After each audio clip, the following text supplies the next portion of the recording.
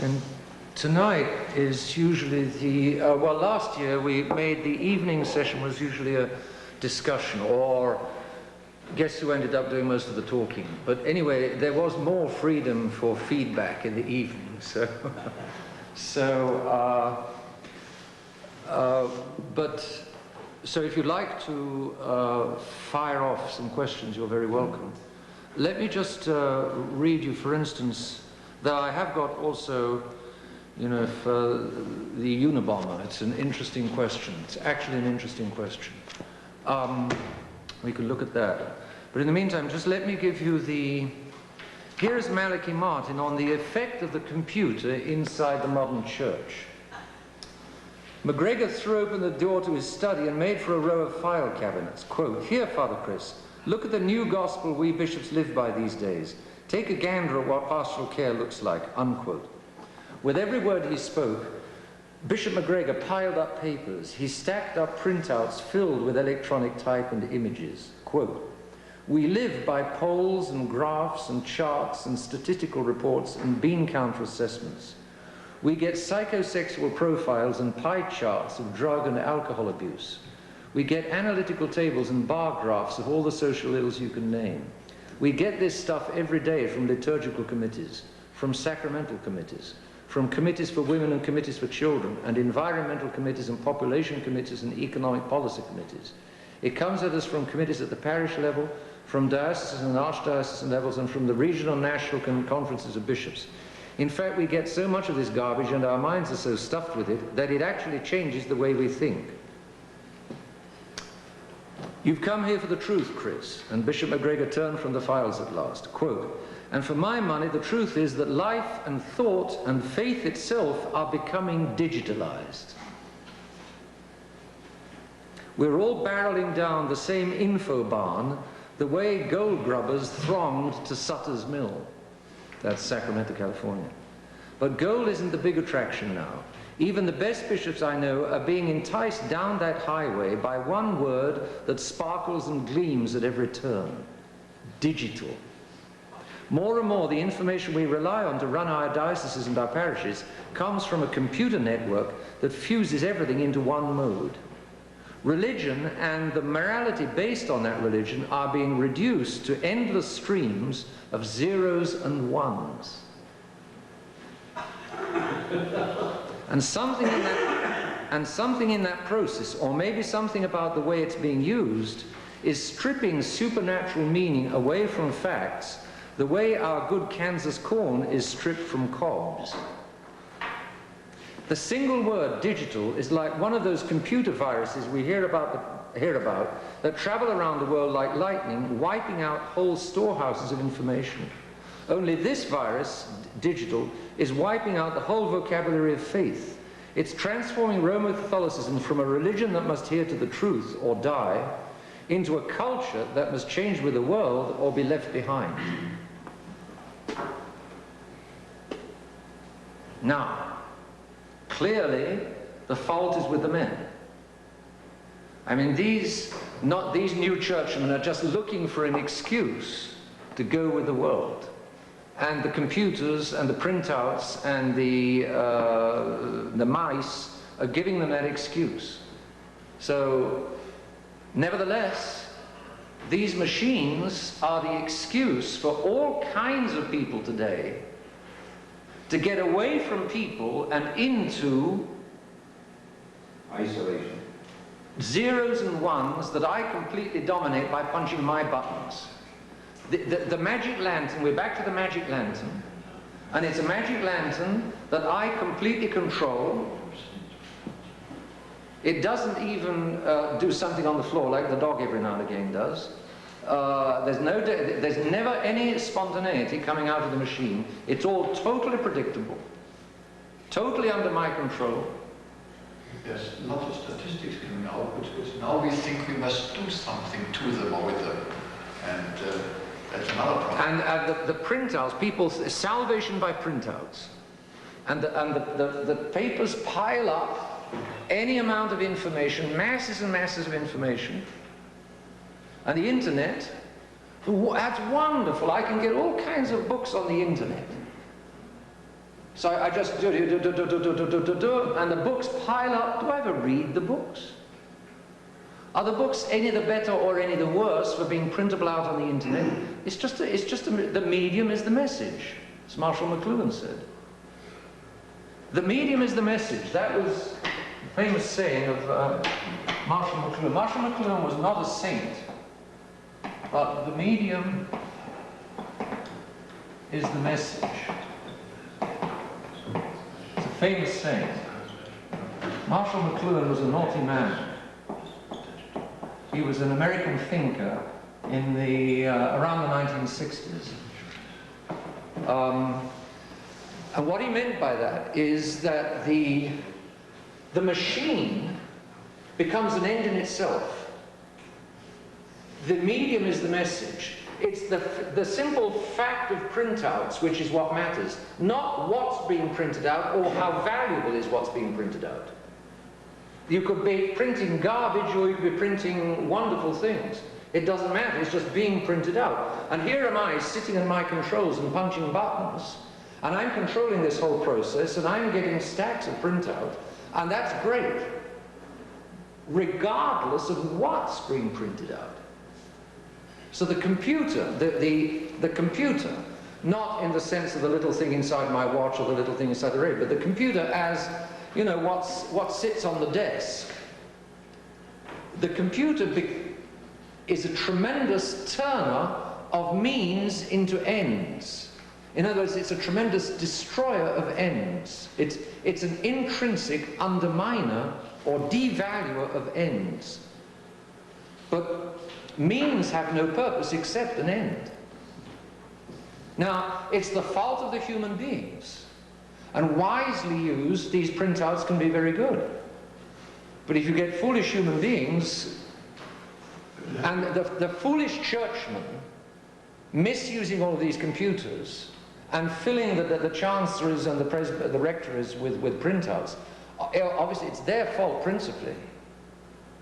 But these machines, which are only tools, become the purpose of life. They tend to make themselves into a purpose. All right. Okay.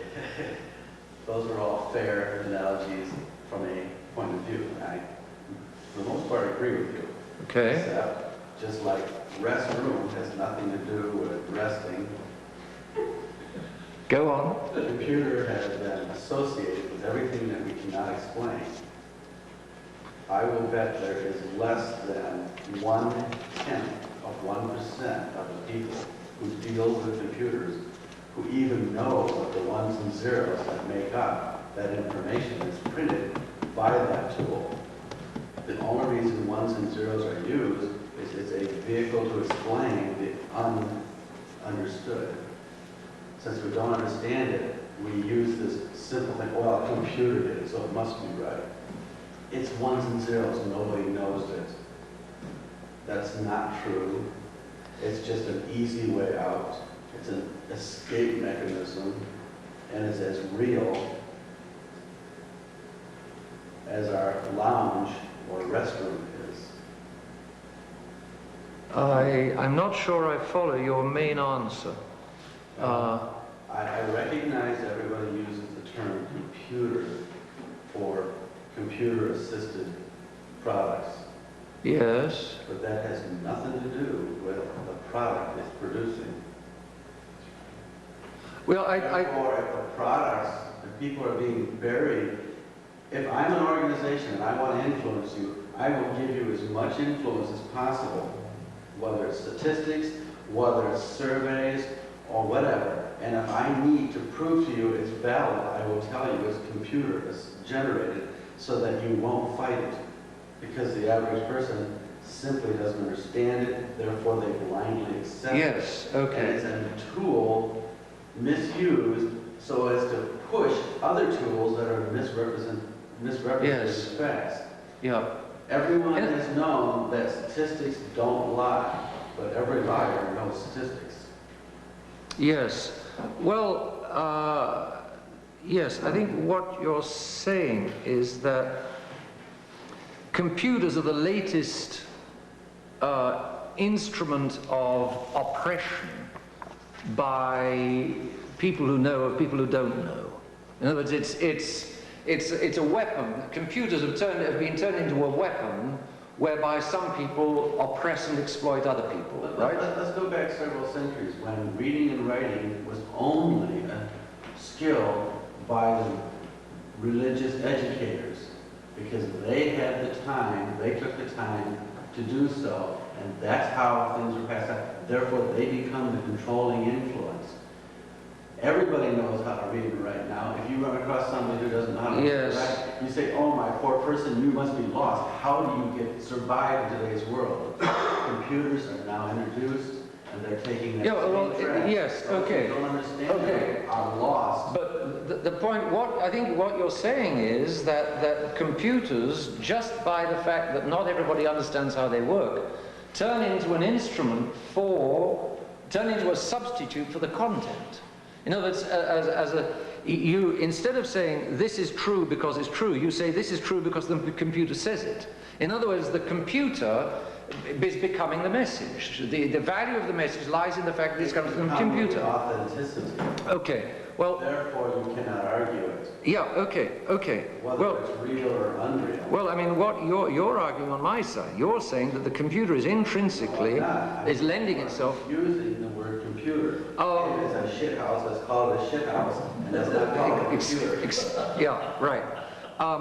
But the main point is that these machines are treated as solutions in themselves, whereas, as you're saying, in fact, they become simply part of the human problem. They get meshed into they become part of oppression and exploitation, just like everything else. In other words, the bottom line is still and always human beings. But a lot of these modern machines fool people into thinking that the bottom line is not human beings. The bottom line is human beings. It's always human beings.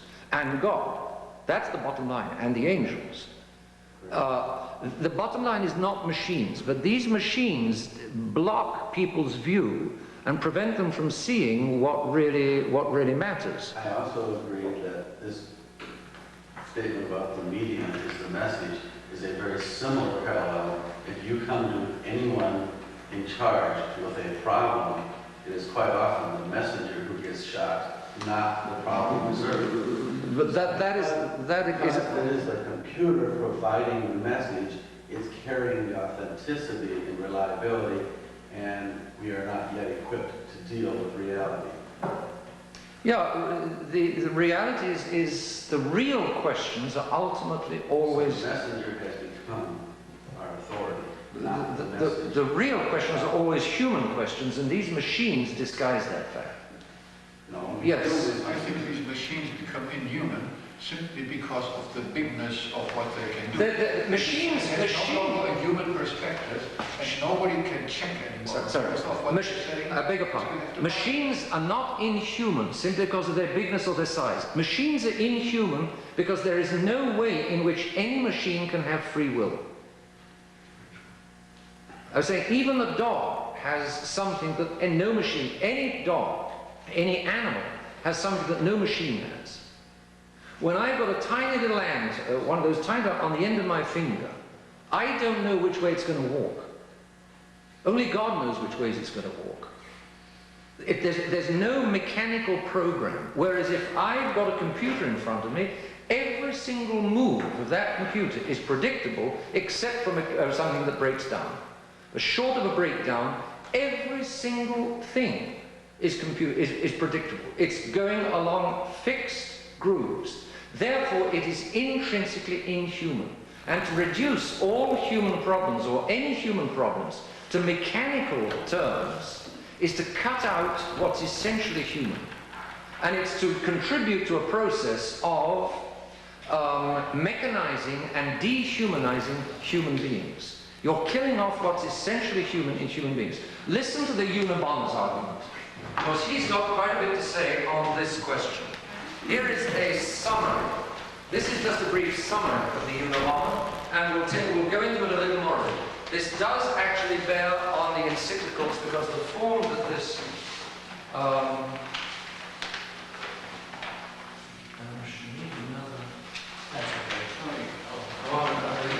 I haven't left myself one. I'm going to share. Can you share? Okay, thanks very much. We'll share. Okay. I'm sorry about that. Short topic. Okay.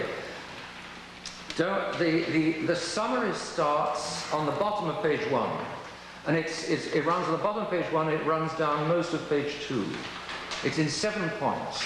This is a very, very brief summary of the Unabomber's manifesto, which is 100 pages in a paperback. That's the manifesto, okay? So it's quite thick. That's 100 paperback pages. And he says it's already too short. So he considers he's got a big argument, and I think he has. I don't think he's infallible, and I don't think he's a saint, but I do think he's interesting, and I do think he's got a point. Let's just read the very, very brief summary. Modern society, this is 2 paragraphs from the bottom of page 1 of this letter. Modern society is destroying human dignity and freedom by its industrial technology. Machines are dehumanizing. A symptom of this destruction is the modern left-winger or leftist, a type of man recurring in numerous protest movements today, often himself belonging to no minority group. In other words, he's not a black, he's not even a woman, he's not a lesbian, he's not a Jew or anything like that. He's a wasp, but nevertheless, in the name of a variety of such groups, he attacks Western civilization with a hostility, betraying his lack of real compassion for the supposed victims. In other words, your leftist pretends to be sympathizing with Jews and blacks or homosexuals or whatever, and he's not really. These things are all an instrument to get at Western civilization. Why does he want to get at Western civilization? The Unabomber doesn't know. You and I know. Because Western civilization betrayed God a long way back up here. And what the Unabomber in paragraph 1 is in fact observing, he doesn't understand, because he's not the fifth. He doesn't understand what's going on, but what he's in fact observing is the globe turning against people. In other words, baby seals hug a tree of the ozone layer, being used, actually it's still the blacks and the Jews being used, or the handicapped, or all of these, the minority groups are being used as a lever to destroy what still remains of Christian civilization. Because your leftist says this layer is no good, and he's right, to quite an extent, because this layer is a long way down from the Catholic Church, and it represents several betrayals that have already taken place. So your leftist is attacking, well, what is he attacking in the name of? He can't attack in the name of the king, because that's tyranny. He can't attack in the name of the aristocracy, because that's elitism. He can't attack in the name of the middle class, because that's capitalism. So he's got to attack in the name of trees, baby seals, and those, and your blacks and Jews. So he's right down here. That's what your leftist is in fact doing. The Unabomber can't see that. But he doesn't belong to a minority group, but your leftist says Kaczynski, goes through this false association with minority groups as a means of getting back at, quote-unquote, Western civilization. And he does it with a hostility which betrays that he's not really interested or sympathetic with blacks, Jews, and homosexuals. He really wants to destroy what remains of Western civilization. Nor can his revolt be so real against society when he wishes to integrate them into it. That's another... The man's smart. See? Because he wants blacks. He's saying blacks are scorned, trodden on, or walked all over. We want blacks back into society. Hey, I thought you said society was no good. Well, why do you want to pull blacks into it then?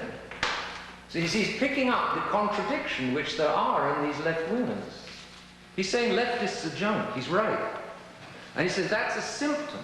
Leftists are then a major... The malady of leftism is a symptom of the sickness of modern society. And he's going to blame the sickness of modern society on industrial technology. In truth, point 2, the industrial technological system, IT, or IT for short, makes it so easy for men to satisfy their basic needs of food, clothing, and shelter that man's equally natural need to attain some goal by serious effort on his own part remains widely frustrated. He's right again. In the old days, you didn't have kids wandering all over the streets and getting frustrated and drive-by shooting and visiting rotten cinemas and getting you didn't have that in the old days. Because the boys had to work on the land, because if they didn't work on the land, then their mother would starve in February or March.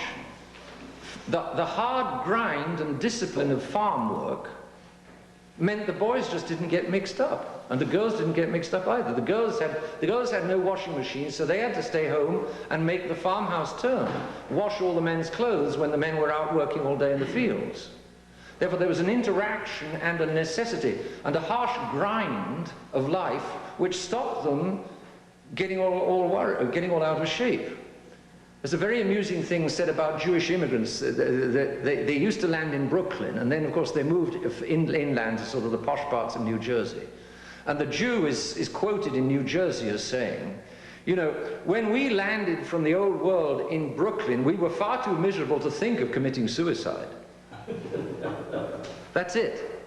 But now that we're rich and idle and leisured in New Jersey, and we've got beautiful homes, we all think of committing suicide. As long as we were miserable, we were quite happy. Now that we're completely happy, we're all miserable. That's it. That's it. And that's what the Unabomber is saying. He's saying that a man doesn't only need food and clothing and so on. He also needs to do something with purpose in his life, to feel that he's got a contribution to make, to feel that what he's doing counts. And that what he's doing counts tends to be destroyed by the huge combine harvesters, which with a jaw as wide as this room, go through one field in a few hours and feed the whole village for the whole winter. There's a trade-off for these magnificent machines. And it's all very well having a magnificent combine harvester which will feed the village for the whole winter in a few hours, but the trade-off is that the boys are you're going to create welfare bums. If you didn't have huge harvesters, you couldn't have welfare bums, because the welfare bums would all be out picking cotton. They'd have to be, because they have to make a living and put food on the table. So the trade-off of these huge machines is a leisure which a lot of people don't know how to use, and actually the destruction of a lot of people's sense of their own value. Because I don't have to work for my living. I do green stamps and welfare, it's all done for me. And it is not only they mustn't work, they cannot work for a living because there are no jobs. There's a book out recently. He says the same thing. Also, family, or any such small-scale loyalty natural to man, and he means then the local village. Man, that the Unabomber realizes that man naturally lives in little communities. He lives in a family, then the family lives on a block, and the block is part of a village or is part of a street, and the Unabomber realizes that men need that. But he says, any such small-scale loyalty is necessarily disrupted by the large-scale commitment required for industrial technology to function. It's very smart. Let's stop and think for a moment. Here I've got a factory mass-producing, I think this is his example, mass-producing, let's say, shoes. And because I produce so many of them, I produce them very cheaply. But if I produce in Cleveland, Ohio, a massive amount of shoes, I've got to get them out to all parts of the country. In other words, there's got to be distribution. For the shoes to be produced so cheaply, the lorry driver, the truck drivers have got to get them out. The truck drivers mustn't go on strike. The truck drivers have got to be in sync with the factory. And then the retailers have got to be in sync with the truck drivers, in sync with the factory. The huge scale production requires the smooth running of a huge machine. Therefore, he says, that's what he means by the large scale commitment. Industrial technology requires a large scale commitment in order to work. He says one refrigerator requires steel. It requires freon, a factory producing freon or something like it. It requires somebody to get it to move it across the country. It requires a whole lot of things that you don't think of when the refrigerator's just standing there. But behind one refrigerator stands a whole system, a whole wide-scale and big system, all of which is necessary for one refrigerator to operate. Added to which, of course, you need a whole local electric power station. Yeah, industrial technology destroys family values. Because you have to put loyalty to the big system over loyalty to my little village. Otherwise, the big system is just not going to work. And therefore, the big system is at war with the little systems. And if you put all your faith and money into the big systems, it's going to necessarily destroy the little systems. So, when people say, we want the family, we want family values, we want the family, we want family values, and then in the next breath say, but we want mass-produced goods which are all very cheap so that we have a nice, soft, comfortable way of life, the Unabomber says such people are contradicting themselves without realizing it. They are wanting a whole lot of things which undermine what on the other side they also think they want. And so the whole system of American life, for instance, tends to the destruction of the family. So that when poor Americans stand up and say, I want to defend my family, I believe in family values, I want to defend my family, nearly always the same Americans, 2 or 3 or 5 or 10 or 50 minutes later, will be speaking up for technology or speaking up for industry or speaking up for something which undermines the very family that they've just said that they wanted to defend. So there is always a trade-off. And the trade-off of industrial technology is expensive. Exactly the same thing's happening in Europe. In Europe, decent Englishmen are saying, we want England. Decent Germans, patriotic Germans are saying, we want the sovereignty of Germany. Decent Frenchmen are saying, we want old-fashioned Catholic France. But a quarter of an hour later, that same Englishman, the same German, and the same Frenchman are all saying, but we also want the nice life which is provided by European scale production. But the moment you speak up for European scale production, so that the shoes come from Spain, the tomatoes come from Italy, the razors come from Holland, the beef comes from England, whatever it is, the moment you want wide-scale production, with all the bananas coming from Ireland, whatever it may be, you've necessarily got to put Europe first. And so these dear Europeans who... The dear Europeans who on the one hand want to defend their own country, on the other hand want the soft, inexpensive and easy life, they're contradicting themselves without realizing it. If you want a nice sovereign country, you've got to pay the price, which is less manufactured, soft, inexpensive goods.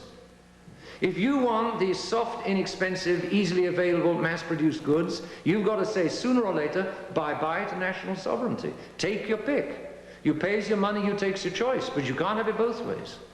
The Unabomber sees it, and he's a smart man. And he says, you can't have both industrial technology, nationwide industrial technology, and the family. You can't have it both ways. You're going to have to take your pick.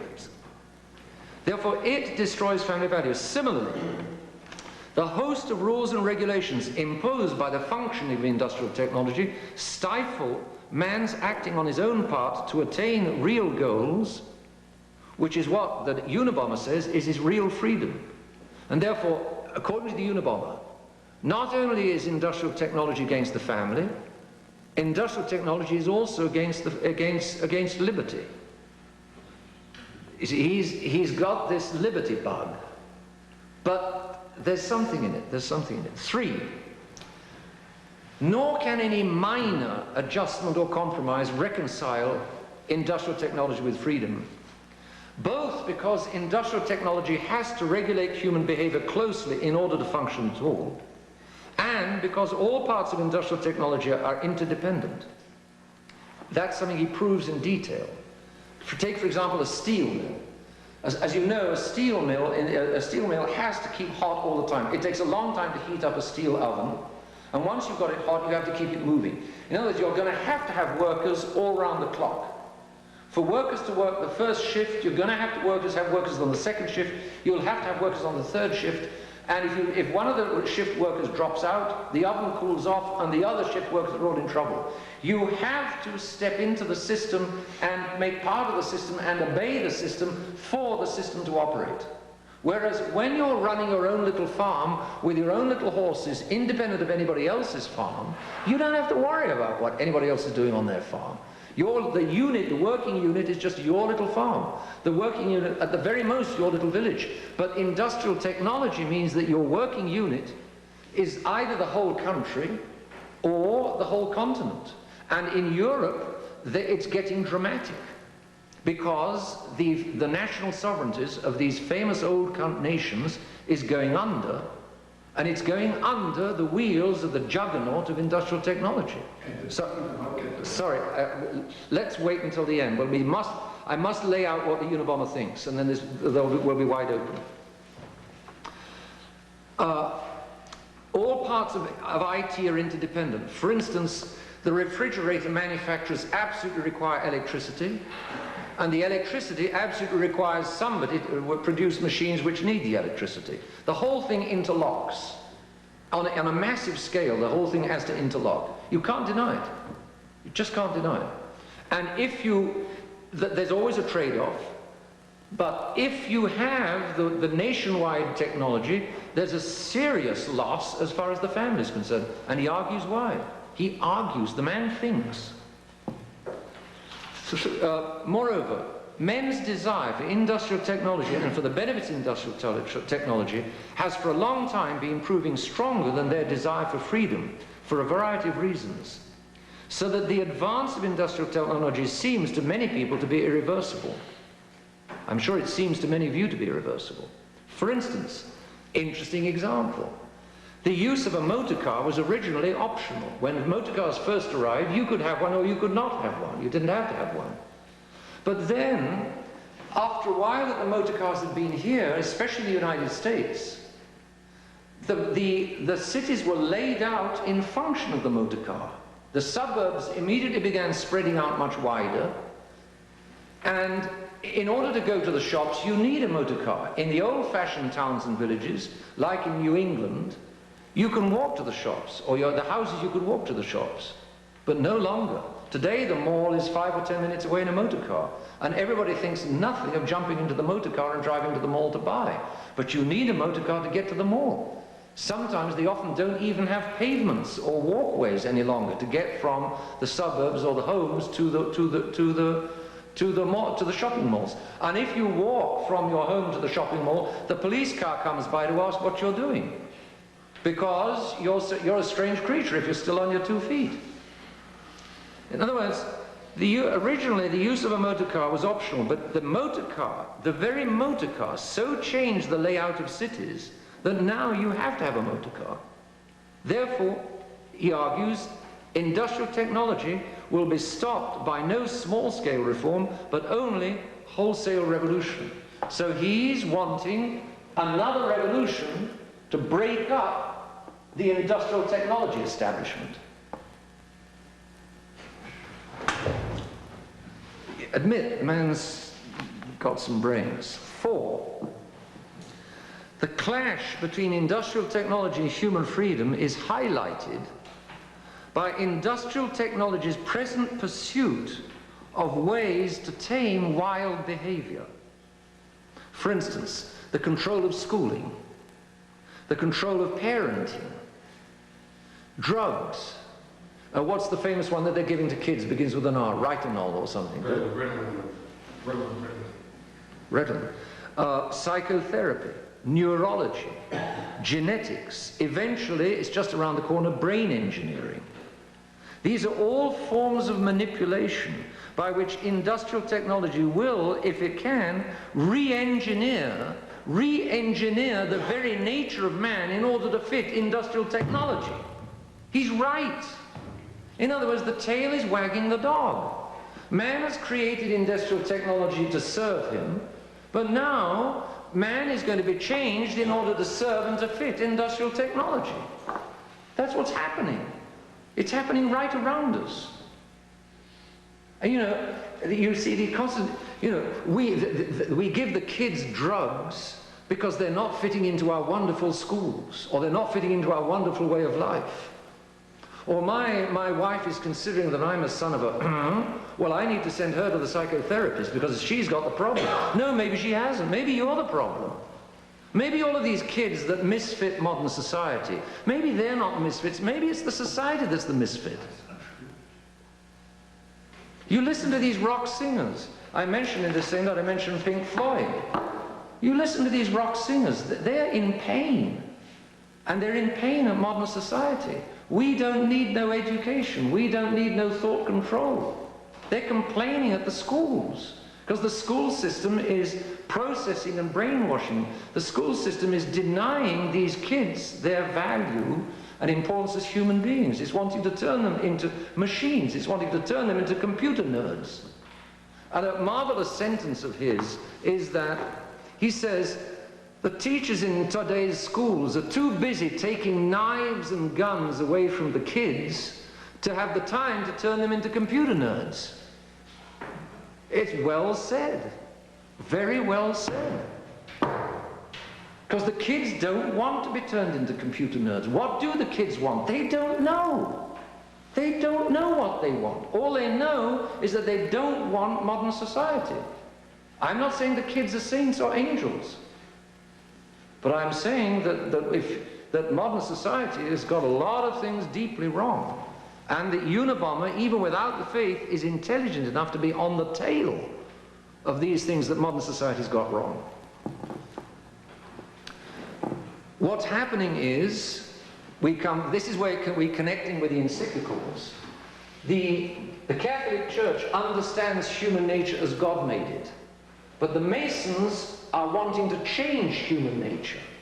They're wanting to bend, they're wanting to substitute God's nature with a new nature of their own.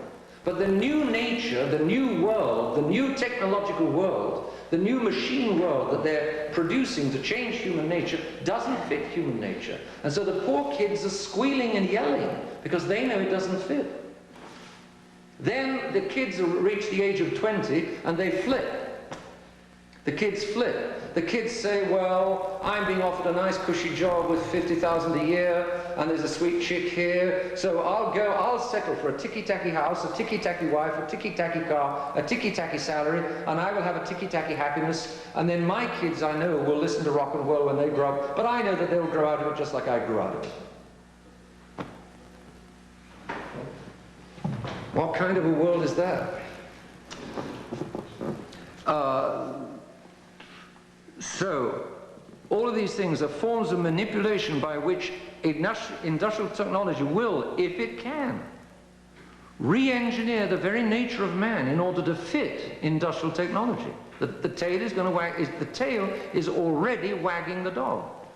We've got a deep human problem, and the Unabomber is killing people in order to wake people up to the problem.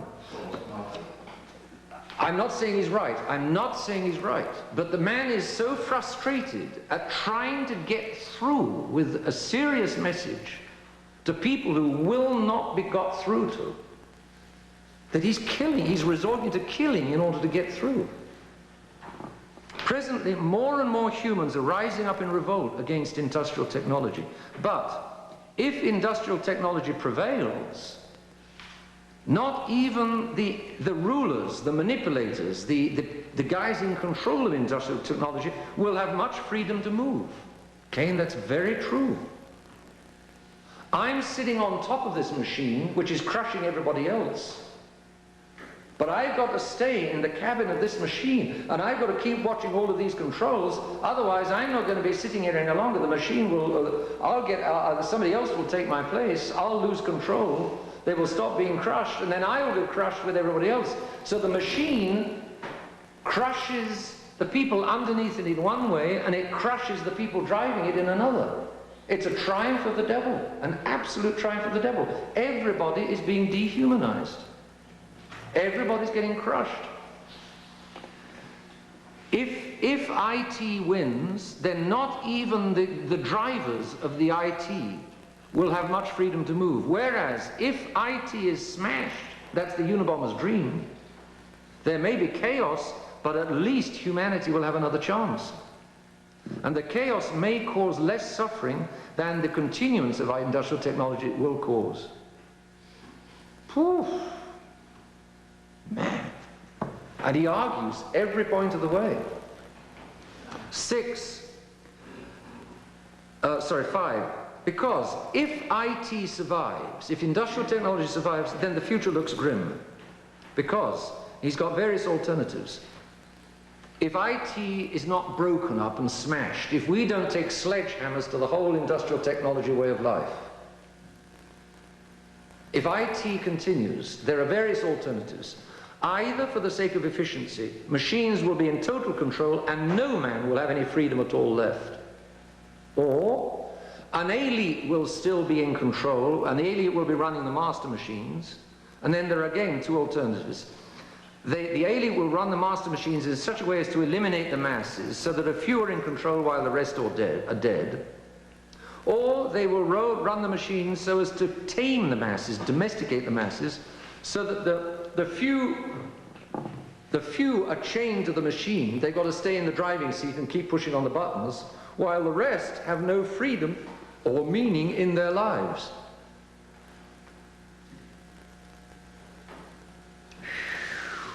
If IT survives, whichever way, man will have to be re-engineered beyond all recognition. In other words, it's either IT or man. Take your pick.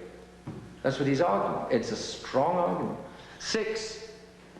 However, IT is not unstoppable. We can throw a monkey wrench in the works. The positive alternative that we need, now this is where is wild nature. This is why he went off to live in a cabin in Montana. Free of men or with wild men.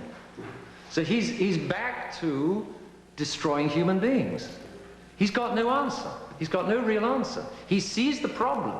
He's very good at the problem. But without the faith, he's got no idea of how to put it together again or how to get out of it. So his answer is logical. Since industrial technology is the problem, then we've got to go back to the wilds. And he had that little cabin in the middle of Montana, in the middle of nowhere. What's the advantage of wild nature? It's completely non-technological, you know, adders and ferns and bushes and rivers and streams and mountains and clouds. It's non-technology, it's beautiful, it takes care of itself, it permits survival living. One may have toothaches, but rather toothaches are better than industrial technology. The means of overthrowing IT are a revolution which will be not merely political, but economic, technological, and worldwide, because IT cannot be overthrown piecemeal. So he's dreaming of a massive worldwide uprising against the machine. Above all, let our revolutionaries, so he wants another revolution. We've had 1, 2, 3, 4, so he wants a 5th revolution. It's all the same thing.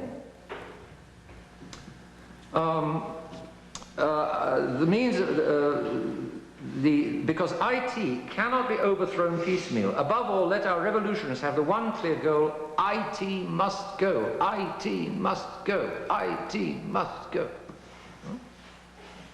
All means to achieve that goal can then be pragmatically adjusted. And he talks like Lenin, you know, he talks like a communist. And he says, we need a revolution, and the revolutionists need to fix on the goal and then adapt all the means. That's exactly what Lenin used to say. 7, finally. Let our revolutionists not mix with leftists who are as anti-individualist as IT is. And so the leftists will only oppose IT in order then to use it against everybody else.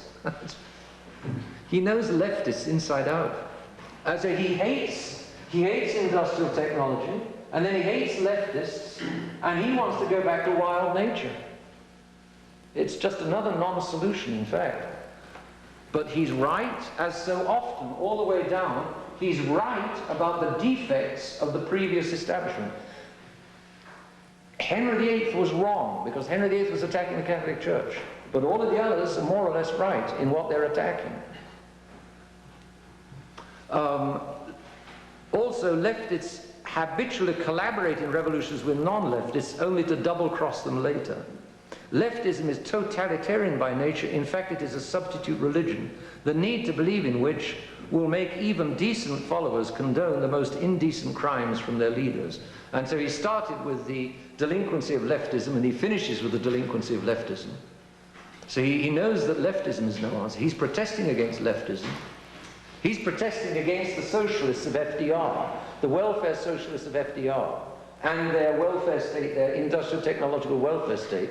And he's another stage down. Poor fellow, if only he could, you know, get back to the faith. Well, all right, now, what would anybody... That's a very brief summary of what the Unabomber says. Jim? Did Karl Marx write his manifesto because of the Industrial Revolution in England? He pretended that that was what it was about, yes. Because he had spent some time there? He didn't really, but you know, he made his case. Marx made his case for communism against the middle class. Marx was the workers against the middle class. That wasn't the United States. In the United States it was F.D. Roosevelt against the middle class, right? Marx made his case on the basis of what he said was going on with industrialism in Great Britain, yes. And there were indeed abuses in Great Britain, well, no question about it. The exploitation. No question about it. How does that connect with the... Well, it sounds like this Unabomber yes. wrote his manifesto against the same kind of thing. Or something. Not really, no. Not really, no. The Unabomber is one stage beyond Marx. Here we have, remember this morning, we have the middle class, and then we have the people, or the lower class. You're not allowed, it's politically incorrect today to talk about the lower class. So let's call them the people. And then we have the globe, which was baby seals, etc. Equals wild nature. The Unabomber calls it wild nature. So really the Unabomber is a globalist, reacting against the welfare state, the industrial technology, green stamp welfare state of the people. So the Unabomber is that. He's way down at the bottom of the line. But whereas Marx was this. This is Marx. Marx was this stage, and the Unabomber is one stage on. That's why the Unabomber despises the leftists. It's the leftists who reacted against the middle class people. These are leftists. And the Unabomber despises the leftists. You would like to go back to the primitive man of Rousseau? Yes. Perhaps even wilder than Rousseau, yes. Logically, he was living in that little cabin in Montana, if that's him, and it does look like it was him. But he should be, not get condemned simply because he has written this beautiful thing. It's enough reason to not convict him. He's done a hey. You know, I mean, he killed 3 people and wounded another 20. You know, I mean, he's got to answer for that. I'm absolutely not saying he hasn't got to answer for that. He's a criminal. But this is what's behind it. And, you know, this doesn't justify his crimes, but it does tell you that the man is not a common criminal. The man is a highly intelligent protester against a way of life which is indeed deeply anti-human. And the problem with these machines, modern man worships machines. And so we were saying last night, how do either the conservatives or the liberals go into the Unabomber's arguments? No, they won't touch it with a barge pole. Because both the right-wingers and the left-wingers absolutely believe in kicking away from the Catholic Church. They believe in materialistic comfort, and he's questioning that. He's questioning the very basis of modern life. The Unabomber is a heretic. As far as liberalism is concerned, he's an absolute heretic. He's questioning leftism, he's questioning liberalism, he's questioning materialism, he's questioning technology, all of these things that neither the average right-winger nor the average left-winger will dream of condemning. They all think that the modern way of life with machines instead of God is wonderful. He's not speaking up for God, doesn't mention him, hardly mentions him. But he is saying the machines are dead wrong. There's something seriously wrong with the machines. Machines are anti-human, that's what he's saying. He's right. There's, the trade-off is too heavy. The machines do bring certain advantages, but the cost is too heavy. That's what he's saying. Surely he's right. Yes. It'll collapse anyway. Sorry? No, we don't need a revolution. It will collapse anyway. It's going to collapse under its own weight. That's what he sort of says. He says that, you know, and the rock, in my opinion, the rock music and rock musicians, the youngsters are instinctively alienated from this modern society and this modern way of life. And that's what all of rock music is about. It's an alienation. And it expresses, rock music is essentially a revolt. Again, rock music is wanting to push down. There are very few Catholic rock musicians. Catholics don't go in for rock music. It's too ugly. And Catholics don't have ugliness in their souls. So the rock music is not a Catholic solution. But rock music is a protest, another protest against a system and a way of life which has got a lot that's wrong with it.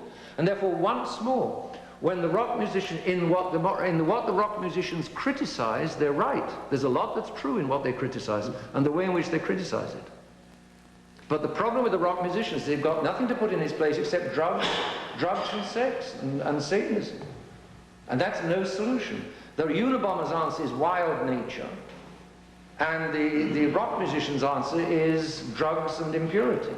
Well, those are they're not solutions. But both of them have something very true. There's truth in what both of them say when they criticize the establishment that they're revolting against.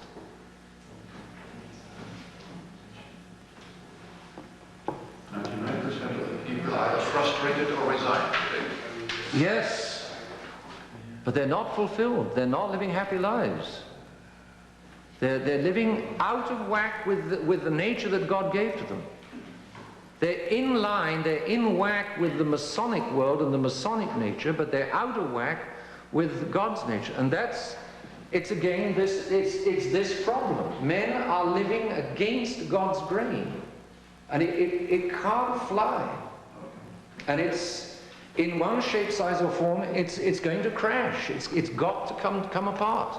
He just said, you may remember, he said in the numbers 1, 2, 3, 4, 5, 6, 7 are my numbers. It's got you don't find the original. The original text divides up into 230 paragraphs, 232 paragraphs. So that this numbering is purely arbitrary of mine. But the argument sort of divides into 7 sections. But he said there are more and more people are rising up against industrial technology. Presently, more and more humans are rising up in revolt against industrial technology. The youth have to be bribed into accepting it.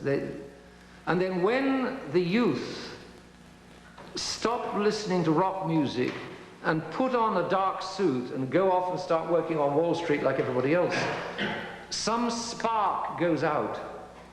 There's some life goes out of them.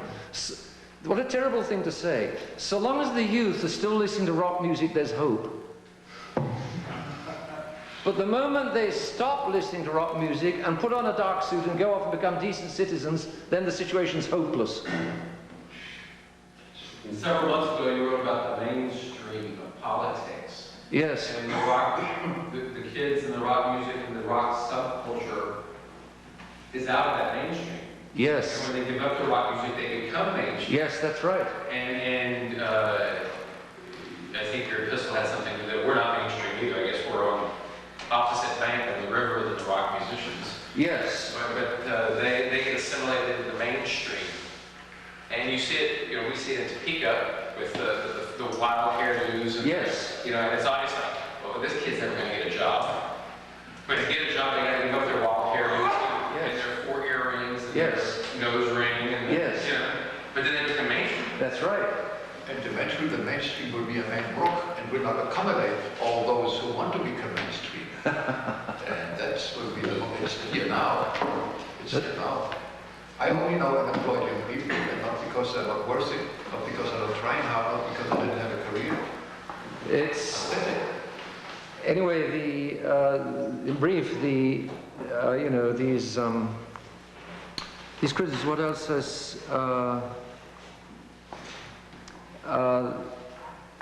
If one stops and listens to some of the delinquents, real delinquents or supposed delinquents, protesting against modern society, like the Unabomber, or like the film director Oliver Stone, or like many rock musicians, for instance Pink Floyd, then without accepting that their ends justify all their means, one cannot help having a measure of understanding for their resorting to such desperate means. Modern man is in the more deadly trouble for having his ears blocked by a seemingly impenetrable complacency. People, this materialism just blocks human beings. It blocks their ears, it blocks their eyes, and they are just sunk into this materialism. And that's the state most people are in today. They're happily sleeping under layers and layers of thick, stodgy materialism. And how do you get through to people? How do you wake people up in this situation? Only pain will wake them up. It's going to take pain, yes.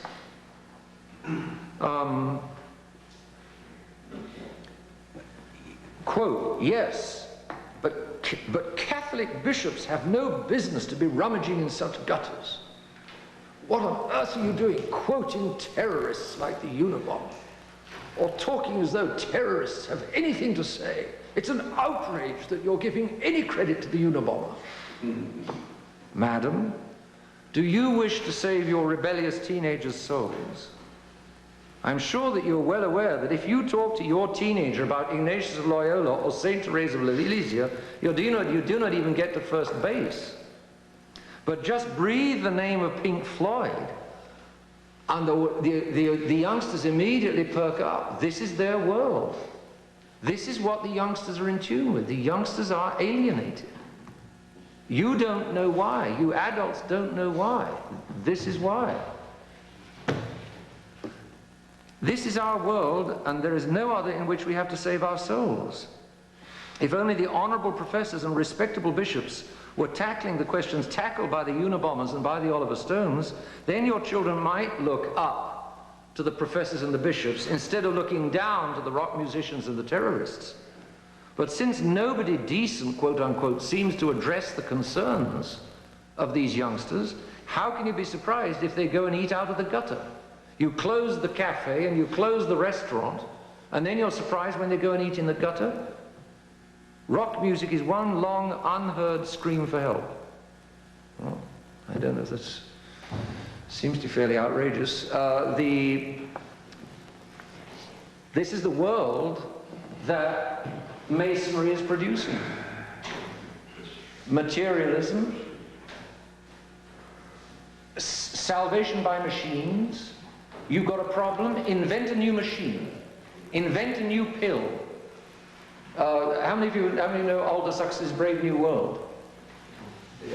Soma, you know, you just give people pills. We've already got that pill, retinol, which they give to kids. And now you get, you know, the problem, if the kids have a problem, hey, think, why have they got a problem? No. Our society is wonderful. All we need to do is give them some drug, and then they will accept that our society is wonderful. You turn them into zombies with your drugs, and then you'll have a wonderful society full of zombies. Well, that's what people today think. Any other questions about anything that's come up today? Yes? I want to backtrack all the way to the start of number 1. And you were walking through lots of these with examples and counterexamples, and so I took some notes. Hopefully they're accurate. You talked about the negative big machine. You used an example of combine machine. Yes. Making so many people sit around because they no longer have the need for work. Right. I can turn right around and use another example of technology that express the refrigerator has created more jobs than what it originally displaced. Because now we need people to produce electricity, people to produce freon, people to produce. You need to mention the fact that products create the need of other products, which create the need of themselves, because it becomes a vicious cycle. It's clearly true that some of the machines do create jobs. If creating jobs is a good thing, then definitely, obviously, industrial technology creates a lot of jobs as well as jobs that it destroys or suppresses. But the thing is, what you lose in the process is this, that so long as each man was on his own farm, each man took his own decisions. Is it going to rain tomorrow? John says yes and Bill says no. John therefore doesn't plant and Bill does. One of them is right, one of them is wrong. You take your own decisions and you take the consequence of your own decisions. You mature. You're subject to the discipline of the weather, which you can't control.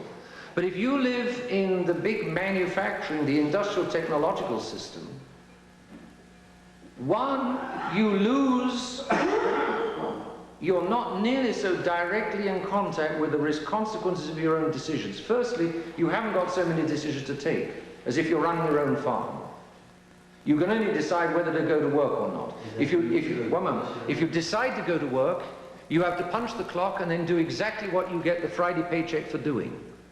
And you stand at that boom, boom, boom, boom, boom, boom, like a zombie doing some boom, boom, boom, boom work all day long. You punch out at 1 o'clock, you punch back at 2 o'clock, you punch out at 6 o'clock, you commute home like a zombie, you flop down with a can of beer and slippers in front of a TV set, and you watch zombie programs until you're too exhausted to do anything except go to bed.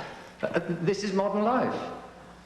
It's a whole system which locks you in and takes away your humanity. It's only one small fraction of some of that system. It's not all of it. Not everybody is on that assembly line that you described. Everybody's on something like it today. Most people are on something like it. Most jobs are, in that sense, or many jobs are in that sense meaningless. And he argues that you know, these technological jobs, it's true that in modern factories, they are trying to get round that. They're trying to recreate sort of initiative and responsibility and human contact. They have offices in which, you know, now it's only cubicles so that all the girls can gossip with one another, which is all they want to do all day long anyway. And that is human. The girls gossiping with one another, that is human. And you, by knocking down the walls and letting the girls sit, I mean, that's a restoration of humanity. I mean, human nature keeps coming back. But the system in itself is taking a terrible toll on humanness. It's dehumanizing. It is, but what is really divine, we're going back and we're blaming the media for the result. We're not going back and picking the original cause. Oh, the original, well, the basic problem is sin. And let's always remember that. These tools, if these tools could be wisely used, if they could be wisely used, but what we're saying is that then there'd be nothing wrong. But what we're saying is and what he's arguing, he's got a real case that has to be answered. What he's arguing is that the scale of technology today is so interlocking and allows for so little freedom of initiative. Because if I don't drive my truck to get the shoes away from Cleveland down to the retailer is out of business and the factory clogs up with shoes. Everybody has to do his thing. Everybody interlocks in a way that never used to happen. In the old days, the very most that interlocked was, let's say, a village, because all you needed was a cobbler, a baker, a few farmers, a soldier maybe, and on a small, everybody knew everybody else. Everybody knew everybody else's business. You couldn't get away with, all the old women were watching who was going out with who, and watching what they were doing all day long. And they knew, and you couldn't get away with it. Now you drive all over the place, and you've got motel. I mean, you know, there's a heavy price to be paid for modern technology. Yes. I think it's also wrong to say that more jobs are created than are lost in the country. And there's absolutely no doubt today that the system does not create enough jobs. There are over 30 million unemployed today in the Western world. In America, if you have 20 hours at minimum wage jobs, you're no longer counted as unemployed. I mean, the whole statistics is fraudulent. The situation is in the whole Western world absolutely desperate, and I don't want to talk about the others. And when it comes to the whole human factor, no wonder, because Adam Smith, whom we mentioned before, started with a concept to make his analysis.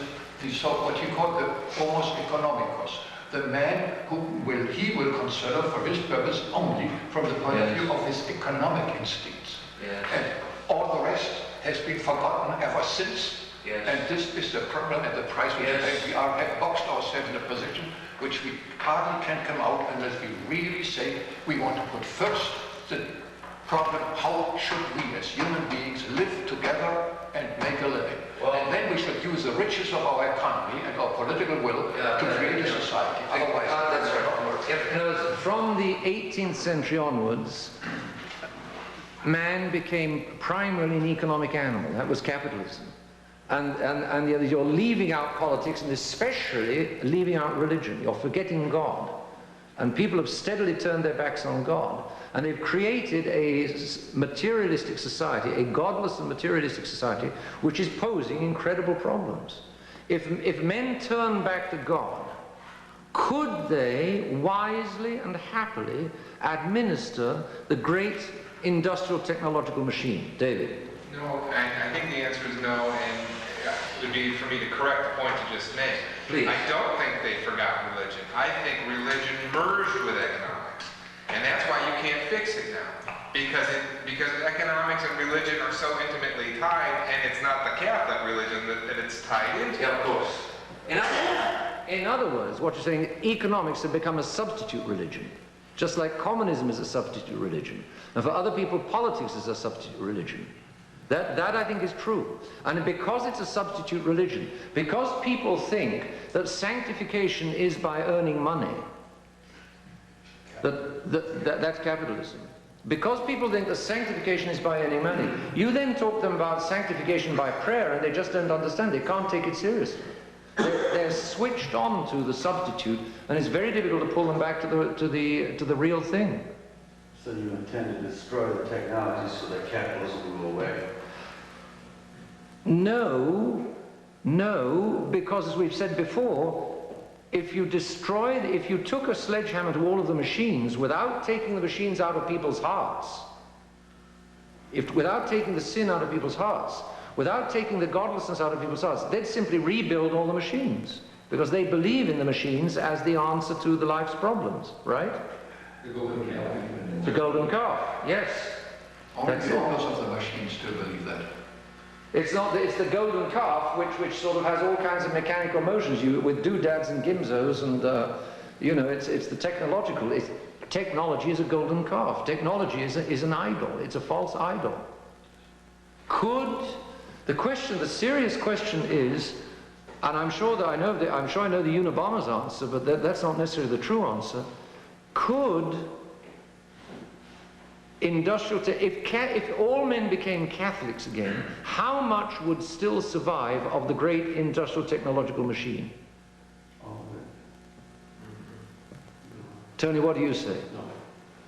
I was out of the technological business, the advancing in computers and things like that. When my wife got cancer, I just sort of dropped all those things. Yes. 2 years later, I got back into it. 18 months, 2 years later, it had gone right by me. I decided, I made a conscious decision I wasn't going to get involved in it. Yes. I don't have a fax machine. I wasn't going to get a cell phone that I could carry around with me. Everybody that I deal with has one. Yes. And I see them doing less actually with more, and they're not going ahead. Yeah. I've watched this, and I've made a conscious decision I'm not going to carry it. Yeah. I'm still going to do it the way I've done it before. It went right by me. Yeah. I don't know how it happened. But in the 18 months to 2 years that I was following, I was keeping up with what's new in computers, and etc. I have no idea what's going on. See, and I will leave it there. there's a point here that these machines, and he talks about, you know, the pocket phone going with you everywhere, and the sort of, now you're going to have a pocket fax in a moment, you know, you get a printout on your wrist. I also am very much involved in the technology. Don't have that same phone and get just as much done. Well, because I believe in technology doesn't mean I have a fax phone. Well, what I was going to say is that these machines, which are becoming more and more all-surrounding, are they compatible with a spiritual life? I say no. Well, that's experience speaking. Yeah. Maybe for others it's different. See? For me, it doesn't fit because I have to gear myself up to keep up. Yes. That means I have to do more, and there's only one of me doing it. Yeah. And I can't keep up with it. Keeping a factory open 24 hours a day does not seem like it would sanctify your workplace. Yes, that's right. And if we restore all things in Christ, everybody in all aspects of their life have to sanctify whatever our duties are. Yes. And it's hard to do that in a Catholic CEO and a Catholic VP and a Catholic board and but unspotted Catholics running to run it 24 hours a day. I don't think you could keep unspotted Catholics. Yeah. Who said you had to run it 24 hours? I think that's intrinsic to IT. Yeah. Yeah. Running 24 hours a day, for instance, the steel ovens, is intrinsic to IT. Your airline runs 24 hours a day. Everything runs with electricity and lighting. Yeah. And there's all kinds of that technology, but we're talking about industrial technology and the beast in the machine. Yeah. Not about this particular advance or that particular advance. See, if you're a Catholic, if you're going to put God first again, if the first commandment is going back to the top of the top 20, thou shalt love the Lord thy God with all thy heart, with all thy soul, and with all thy strength. In the number 2 slot is thou shalt not blaspheme. In the number 3 slot, folks, is that great old timer, thou shalt keep the Sabbath holy. Then for number 4 we have honor your mom and your dad. And those are the top 10 of the first 10 of the top 20. If you're going to put that back, I think that rules out quite a lot of the technological way of life. I mean, a lot of modern life is incompatible with a spiritual life. For instance, a television set. A television set is in many ways difficult to combine with the spiritual life in the home. Doctor? I see that in my profession because technology has so encroached upon medicine. Yes. That in suburban and urban practices, it's test results and CAT scans and this thing and that thing, and the patient, it doesn't mean a damn thing. Yes. I mean, it doesn't mean a thing. And medicine in this urban, suburban setting runs 24 hours a day. Yes. You get your 24-hour walk-in clinics, you get 24-hour emergency rooms. You have the doctor who takes call for the group that night, and nobody else, it's an all-consuming, impersonal. How is that compatible with the spiritual life? I think Catholics would, if men became Catholics again, there would be a severe break. All of industrial technology would go through the scanner to see if it's compatible with the spiritual life and with the first commandment or not. One of the first things to go would be medical insurance, probably. Wait a minute. You've got your Mason views and you've got your Catholic views. Right. So doesn't it also make sense to have your Mason technology, your Catholic technology? Well, why can't technology run only 8 hours a day and not work on Sunday? Why can't? I think what we're saying, what we're saying is that the Catholics would slow down. They would take a long, hard look at each feature at each piece of technology, and some of those pieces of technology, maybe many, would be ruled out as being incompatible with the spiritual life and with the love of God. They wouldn't be the same, but I can't see that. I'm surely we're not saying that all technology would be ruled out. Wouldn't it be a bit, like you said before, that it was the Roman Catholic Church that's really eliminated Roman slavery over several hundred years gradually? Yes. And this approach today, Catholicism could take over, would probably also take a fairly long time if we wanted to accomplish it without too much disruption.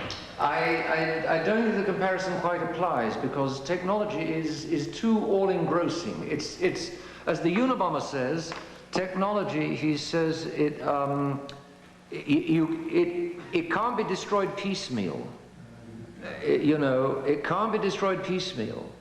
I mean, if people slowly, if the industrial technology kept going, if it could keep going and if it kept going, and if at the same time, this is sheer speculation, men slowly turn back to Catholicism, then no doubt the Catholicism would eventually, you know, dissolve and slow down and modify and change the technology, or get the technology under control, which it isn't at the moment. But I don't think it would take as long as it took with slavery. The world is now, thanks to technology, the world is spinning at such a speed and at such an accelerating speed that there's no question of something happening over centuries. Surely we are in a situation which, you know, we're spinning towards a crash at the moment. Because many people in modern society say that the machine is getting out of control, and the forces that brought it to where it is are pushing it further and faster along in the same direction. But that doesn't mean to say that it can survive in that direction, and it's surely spinning towards a crash. Jim? I find the similarity between the Unabomber's remarks here and Eisenhower's farewell speech in 1960 remarkable. That's interesting. The military-industrial complex is exactly what this guy here is talking about. Yes. I don't know. I mean, I have the impression that I don't think General Eisenhower or President Eisenhower was questioning the very roots of modern society. He was questioning the military. He was questioning excessive military expense, and he was questioning that the military-industrial complex wagging the dog of the rest of the society. But I don't think he was questioning the very roots of society, which is what the Unabomber are, the very roots of modern society. Eisenhower surely accepted the roots of modern society, like, you know, the Wright-Nixon and Kennedy, and I mean, they're all agreed that modern society is basically a wonderful thing. I'm sure sitting to say that the military yes. complex and the industrial technology or the yes. I think the Unabomber is going much deeper than Eisenhower. I agree with that. I just think It's not much worse than Eisenhower, I suspect. Do you see now, Tony, what the Unabomber is after? Yeah, no, I understand. I understand now. It makes sense. And what do you think? I saw my own situation in this. Yes. I could see what he was saying, and I see how the business that I'm in has advanced so much, and the clients that I have are carrying these little phones, and they're on the phone while you're eating lunch with them.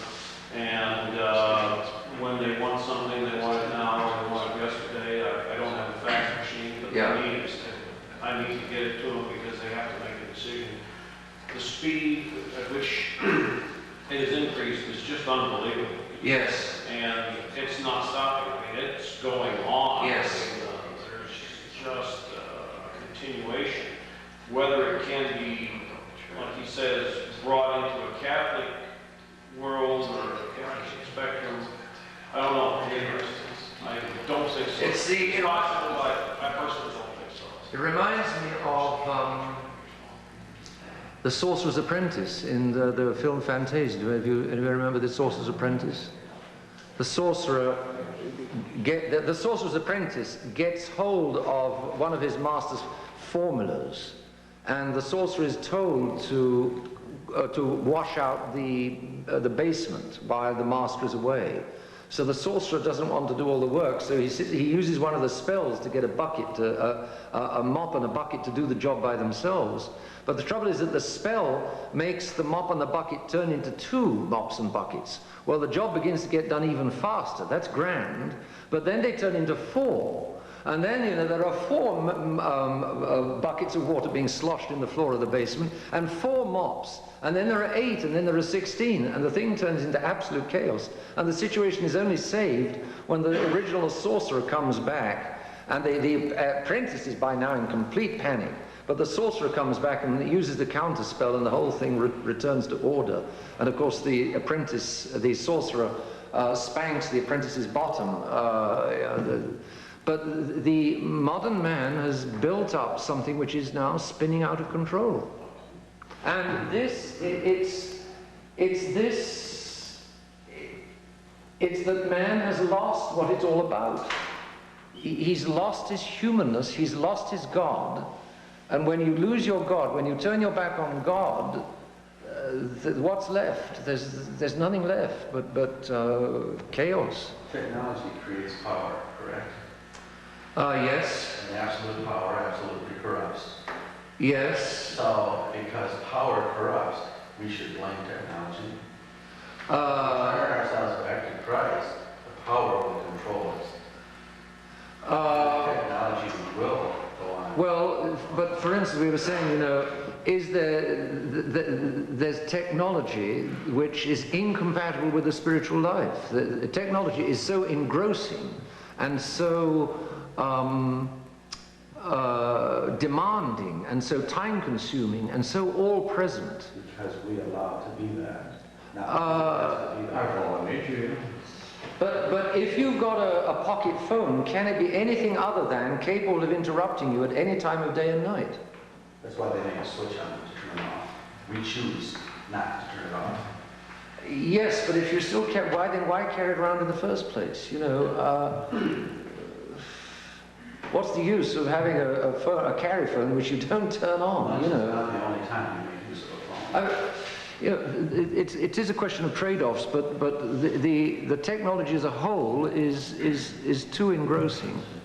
Didn't the Noah's Ordo Church kind of excuse that temple idea? Didn't they say to go along with this technology? Is that one of their excuses for the invention of the Saturday night mass? Yes. To satisfy Sunday? I mean, a few of them took advantage to get it over with, but others, because we have to work in the whole complex of the world, the hub of the world. Yes.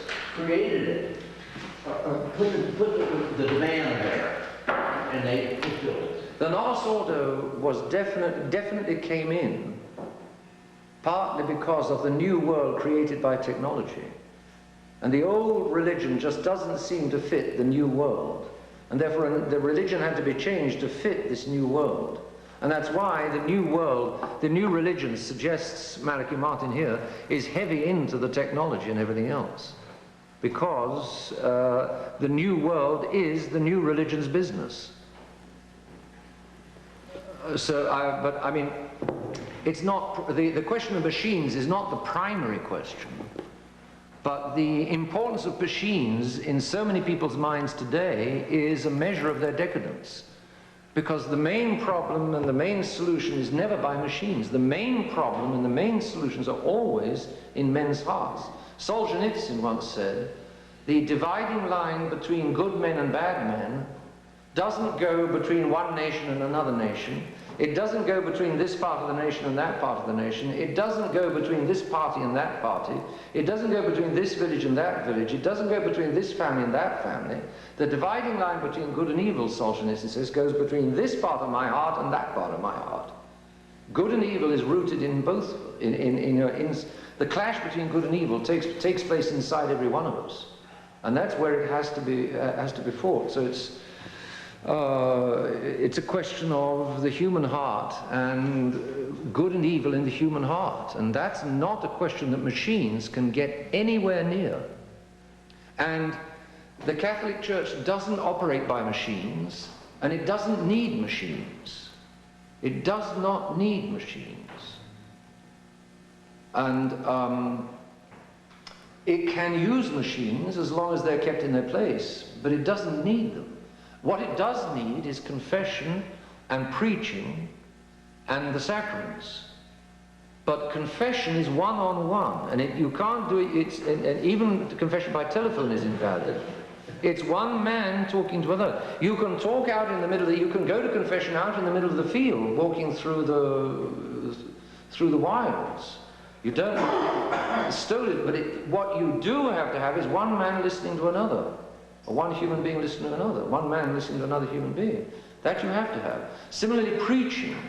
It doesn't need machines, but it does need the contact, the direct contact between man and men, between a preacher and a human audience. And that direct contact is a two-way traffic. There's nothing mechanical about it. When our Lord converts, when our Lord preaches, or he absolves, but again, it's always man on man. It's never with any kind of machine intervening. The machines can be useful, but they can't do anything that's essential. Whereas modern man has been brought to the point where he thinks that problems are to be conceived in mechanical terms and they're to be solved by mechanical solutions. Invent a new machine, discover a new drug, and you can't, that can't do it. And humans today are dehumanized. Human beings today are losing their understanding of what a human being is and how a human being works, what makes a human being tick. And that's why the new education includes so little of the old literature. So little of the old literature. The old literature, Shakespeare and so on and so on, makes no sense in the new world. And the teachers that have to teach Shakespeare don't believe in it, and therefore the kids don't believe in it, and therefore they're all more or less persuaded that Shakespeare is actually a complete waste of time. What they all want to get onto is biology, technology, computers, sociology perhaps. They're all misunderstanding and mistaking human nature, and therefore human beings are getting less and less human. And therefore the youngsters are more and more alienated without they having any idea why or where it's coming from, and they don't know how to try to solve it. They've got no handle on the problem, let alone on the, and therefore they've got even less of a handle on any solution. It's an incredible situation, and it's being created by the Freemasons who wanted to completely change human nature. And they're taking advantage of technology because we can't. Yes, yes. They're spinning the thing, they're taking advantage of technology. But the main problem isn't technology. Technology, the misuse of technology is the expression of the problem rather than the root of the problem. The root of the problem is men turning away from God. And therefore the root of the solution is turning back to God. And if men would turn back to God, technology would eventually drop back into its proper place, which is a very useful place. Because to give truth a place, you have just two criteria. It's extortion and make-believe. If I should summarize this word today, it's extortion and make-believe. Lies, whichever way you look at it. Any other questions on anything that came up today? David? I'd just like to get your we were talking earlier about the French Revolution. Yes. You mentioned the British were on the side of the angels against Napoleon. By accident. And I just wanted to see your ideas on a statement Belloc had made. That if Napoleon had won, yes, that he's beaten Lutheran Prussia, Orthodox Russia, Anglican Britain. Yeah. In spite of his own intentions, he would have spread Catholic culture. Napoleon. He wouldn't have wanted to, but the fact that the French won. Yeah, I understand that. That's an interesting point. I'm afraid I'm not an expert in that period of history. That's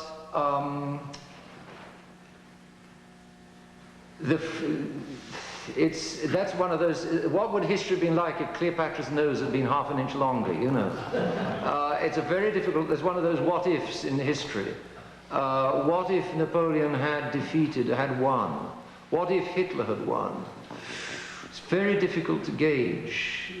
I don't know what the Lord God would have done. I mean, the Lord God might have converted Napoleon then, but generally, we were definitely on the you know, the process of history is at that point on the downswing. So, would Catholicism have prevailed? I don't think so. Napoleon's ideas were essentially revolutionary. And Napoleon is responsible for having spread revolution throughout Europe. Napoleon was the carrier and the success maker of the revolution. The revolution was grinding into a halt. It was grinding itself to pieces. The Directory in France in 1794. The one who really made the revolution take off and spread all over Europe was Napoleon. So I don't think you can say that those French soldiers of Napoleon carried Catholicism, or that they would, if he'd won everywhere, they would have carried Catholicism. I think the French Revolution would have spread farther faster than it did.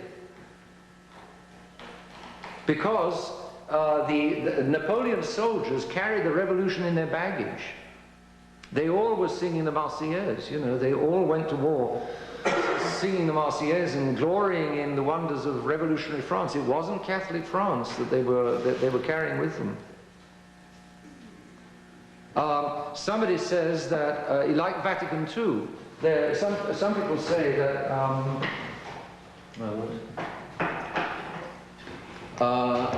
Vatican II was like the French Revolution.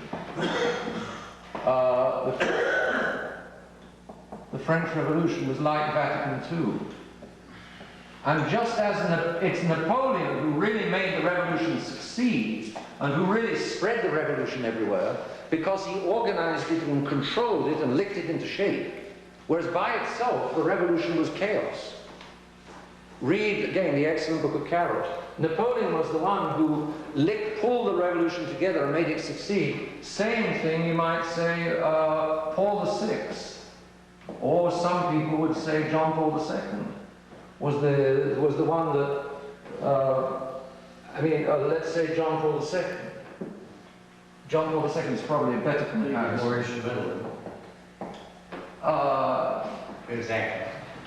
John Paul II, Napoleon was an apparent conservative who apparently controlled the French Revolution and slowed down its excesses. But in fact, he was the one that really spread the revolution everywhere. Similarly, John Paul II apparently slowed down, apparently he's conservative, apparently he's sort of slowing down some of the wilder excesses of Vatican II, but he's actually the one that's making Vatican II succeed everywhere.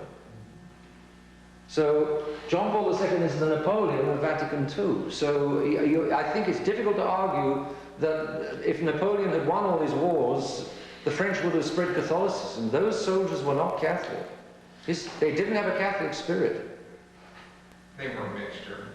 Well, some of them... a lot of those peasants loved Napoleon to death because of the court opera, because of the rapprochement. Yes. Well, I don't know enough about the period, but I think, and undoubtedly many of his soldiers were individually Catholic, yes.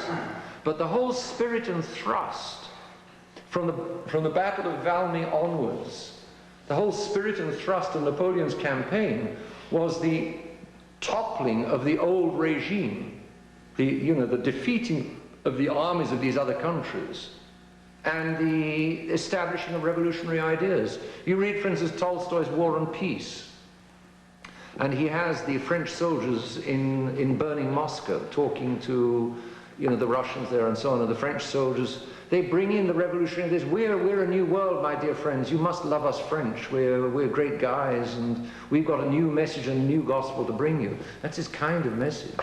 I'm sure that's the spirit that carried those French armies to victory everywhere.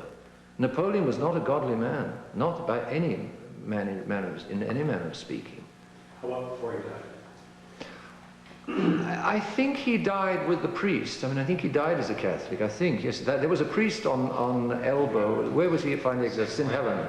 There was a priest on St. Helena. I do believe he died with the sacraments, yes. I think France has only been liberal in its intellectual class, and the solid middle class and the peasantry was very, very conservative and Catholic. Middle class and Huguenots. No, what performed the French Revolution was the middle class. It was the Jansenist lawyers and the bourgeois that reacted with the help of a few treacherous aristocrats. That's what overthrew the rest of the aristocrats and the king. It was the middle class revolution, the French Revolution, essentially. I think so. And as for the workers, well, a lot of them were rejoicing at watching all of the heads being cut off. A number of the workers were good, but a lot of them were also bad, I think you can say. And the overriding, the driving spirit of Napoleon's armies was rather revolutionary, I'm sure.